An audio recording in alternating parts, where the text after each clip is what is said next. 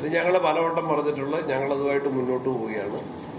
ഒരു കാര്യം, ഗവൺമെന്റ് അതിന്റെ ഉത്തരവാദിത്വം, നികുതിദായകരുടെ പണം കൊണ്ട് ഗവൺമെന്റ് ചെയ്യേണ്ട കാര്യങ്ങൾ ഗവൺമെന്റ് ചെയ്യണം. ഇതുവരെ പൂർത്തീകരിച്ചിട്ടില്ല.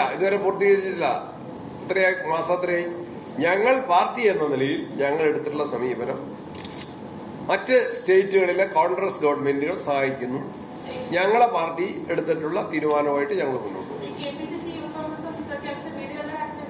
ഞങ്ങള് പ്രഖ്യാപിച്ചതൊക്കെ നടപ്പിലാക്കും.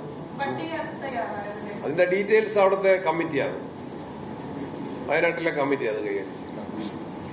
ശരി, താങ്ക് യു.